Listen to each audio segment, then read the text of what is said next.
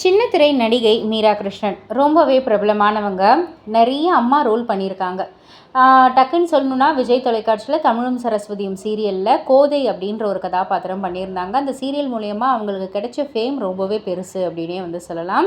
So அந்த serial மூலயமா நிறைய பேர் அவங்கக்கிட்ட சொன்ன ஒரு விஷயத்த ஒரு இன்டர்வியூவில் சொல்லியிருக்காங்க. அது இப்போ சோஷியல் மீடியாவில் உலா வந்துக்கிட்டு இருக்கு. நிறைய பேர் என்ன சொல்லுவாங்கன்னா, எங்கள் வீட்டில் எங்கள் பாட்டி இப்படி தான் இருப்பாங்க, எங்கள் அம்மா இப்படி தான் இருப்பாங்க அப்படின்னு சொல்லிட்டு அவங்களுடைய லைஃபோட அவங்களுடைய குடும்ப உறுப்பினர்களோட வந்து கனெக்ட் பண்ணிக்கிட்டாங்க. அது எனக்கு ரொம்ப ரொம்ப சந்தோஷமாக இருந்தது.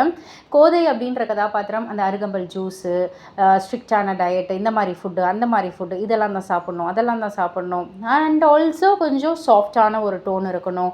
எல்லாத்தையுமே வந்துட்டு என்ன தான் வந்து ஹஸ்பண்ட் ஒய்ஃப் அப்பா தம்பி தங்கச்சின்னு என்ன உறவுகள் இருந்தாலும் அந்த அம்மா அப்படின்ற அந்த ஒரு உறவுக்கு வந்துட்டு அதுக்குள்ள ஒரு பவர், அதுக்குள்ள ஒரு ஸ்ட்ரென்த் அப்படின்னு சொல்லிட்டு எல்லாமே வந்து காமிச்சுது அந்த ஒரு கோதை கதாபாத்திரம்.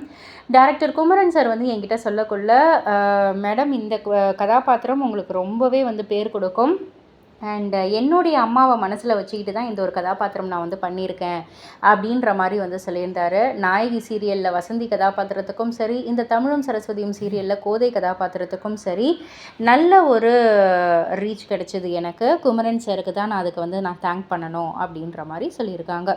இதை பற்றி நீங்கள் என்ன நினைக்கிறீங்க? உங்களுடைய கருத்து என்ன? உங்களுக்கு இந்த சீரியல் இந்த கதாபாத்திரம்லாம் எந்த அளவுக்கு பிடிக்கும் அப்படின்றத கீழே உள்ள கமெண்ட் பாக்ஸில் குறிப்பிட்டு சொல்லுங்கள். மறக்காமல் சேனலை சப்ஸ்கிரைப் பண்ணி பக்கத்தில் உள்ள பெல் ஐகானை கிளிக் பண்ணிவிடுங்க.